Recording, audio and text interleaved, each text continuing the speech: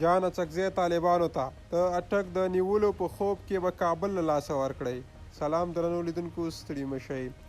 جان اڅکزی پرته له دې چې د طالبانو نوم واخلي ویلي د اټک د نیولو په خوب کې به کابل له لاسه ورکړئ. په داسې حال کې چې له تیرو 2 ورځو راهیسې د دواړو خواو طالبانو او پاکستان ترمنځ اړیکې تر بل هر وخته ترنګلې شوي دي. ورسره د پاکستاني چارواکو څرګندونې هم توندې شوي دي. تیره ورځ هم د بلوچستان د اطلاعاتو لنډمهاله وزیر جان اڅکزي په خپلو یو لړ څرګندونو کې د دغه هیواد د پوځ د مشر خبرې په تکرارولو سره ویلي وو چې د یو پاکستاني ژوند له ټول افغانستانه دوی ته غوره دی.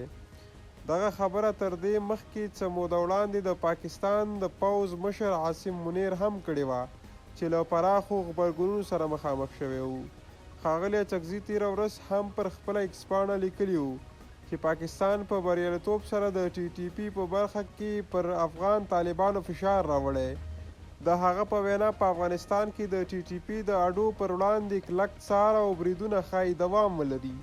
هغه زیاته کړې وه چې په افغانستان کې د پاکستان ستراتیژیک نفوذ د انکار وړ نه دی او د دوستانه اړیکو لپاره له طالبانو سره تعامل د ضعیف ټکی نه دی او کیدای شي دا په اوس په سمه توګه روښانه شوي وي. هغه د پاکستان د وروستیو بریدونو په اړه ویلي وو چې پاکستان د خپلو پوځیانو د وینې غچ اخیستی او په پولو ته څیرمه یې د وسلوالو خوندي پټ-ځایونه په نښه کړي دي. نوموړي ویلي وو چې که پاکستان کې د ترهګریز برید وشي موږ به د افغانستان پر وړاندې کلک ځواب ورکړو.